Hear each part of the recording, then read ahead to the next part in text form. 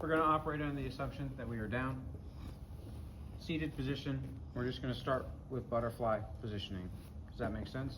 You can do this from guard, you can do this from all kinds of stuff, you can do this from standing. We're simply going to start here, if that makes sense.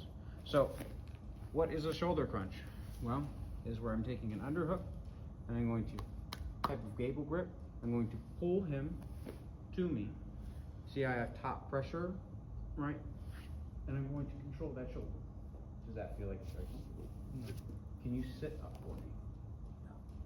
Right? Until his head can come in alignment with my head, he cannot sit up. Right? That is also very difficult if I'm doing something like this. Right? Look towards me. Come to me. Right? So, when we are looking at the shoulder crunch, we're looking to get an underhook. How you do this, I don't really care. Cup the body, shoot up if you need to, but you see how my hand is high? This hand needs to be the high hand. If this hand is high and you're trying to shoulder crunch, you are not doing anything. Whatever side you are on, that's the high hand. Comes over. Can you look up? Really look up. I'm not even grabbing it, right? I have a strong positioning here. So we're going to look over, right? And we're going to get that kind of control. Just like this, okay? From this positioning, you can do quite a bit. Right? I just want you to be able to circulate into this position. Does that make sense? So I don't care if your hand comes over, like so, right? Comes in underneath, connects, right? You're on the outside, and you come on the end. I don't really care. I want you to get comfortable coming from some type of positioning like this to this. Make sense? Perfect. Go play. So this same skill can be applied standing. He is taller than me, right? Now he's not. Same thing. It is that simple. I used an underhook. Right? I rode up. I cut an angle. Can dominate that front position. You see how you can square up with him and feed into other things, right? Feed into other things, or you can literally hold, drive it down, and cause him to want to rotate and cover the space. So this principle applies in more than just one spot. We can do this a bunch of places. So if you can get to the point where you can use those shoulder control, aka the shoulder crunch, right? You can incentivize rolling to get to the top position, right? You can incentivize it to expose back, right? I'm here, right? Where am I? Where am I? So we can see how this can be used standing.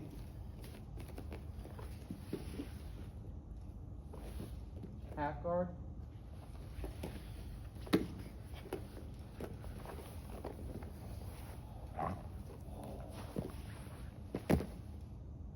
Sense? If you can use the shoulder crunch to where you can gain the proper control, you can move a human regardless of the positioning. Because what are we doing? Causing this motion. What do people do when they roll? They bring their shoulders down. This is what we're incentivizing. This is the movement we're going to force.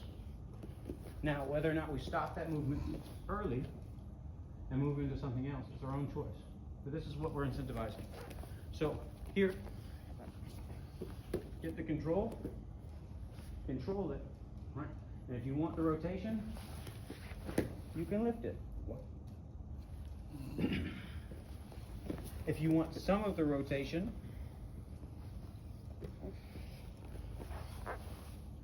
you can just come out to the top side. Right?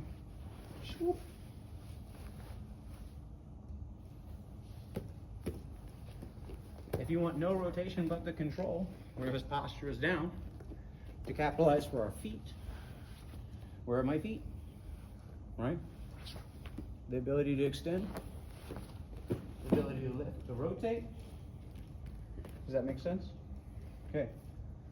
So, the shoulder crunch can happen from underhook or top hook. If you're doing it from the top up, it's very different. That's why I'm teaching the underhook version first. Does that make sense? Okay.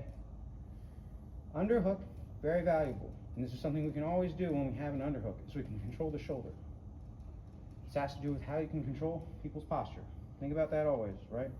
We want to break people's posture or their alignment. If I get this, and I don't break his posture, and I have it like this, and he's able to stay strong and stay up, this grip is almost next to useless, right? Except, is it, right? We always talk about, you know, using the head positioning and everything like that. If I slide further down, you see I can affect his posture regardless, right? Why? Because now I'm affecting his base. Now I get to affect his posture. So, just because someone's staying strong and fighting you here, doesn't mean you can't win this still, right? And then we get deeper, lock it up, hold our shoulder crunch. Get extension, work whatever path you want to work. Does that make sense? The result doesn't always have to be the same, what you're looking for. Everyone tracking? All right, so what I want you to do is I want you to take a shoulder crunch, standing, sitting, side control, anywhere. I do not care. I want you to move around with it. Feel how it makes it feel powerful for you and get the result that you want. That means movement, right? Top position, aka sweep, etc. Everyone following? All right, go ahead.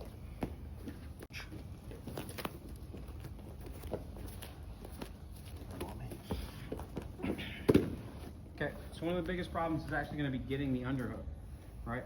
So, very common way is the pull, right? What's he want to do right now? He wants to pull it back. If he wants to pull it back, he either has to post with his hand, right? Or there's going to be space between the rotation that he's pulling. Pull away.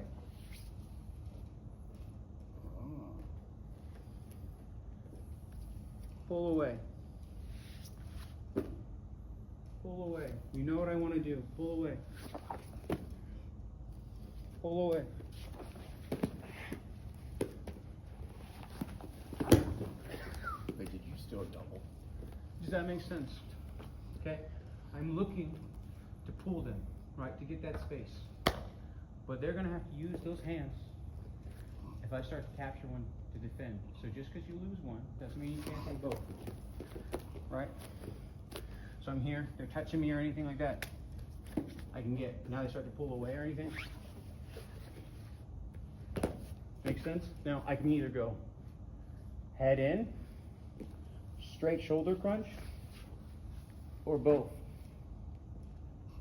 Make sense? Once you learn shoulder crunch, head pinch, and the shoulder combination are the same thing.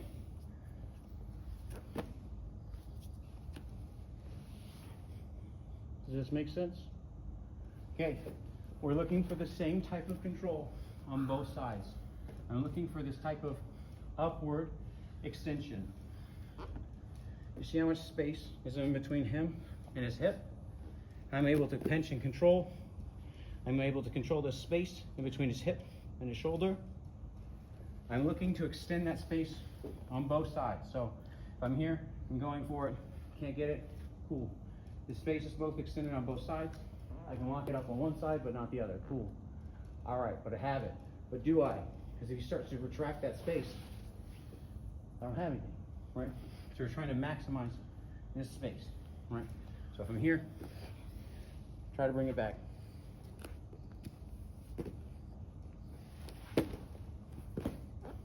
Trying to bring it back.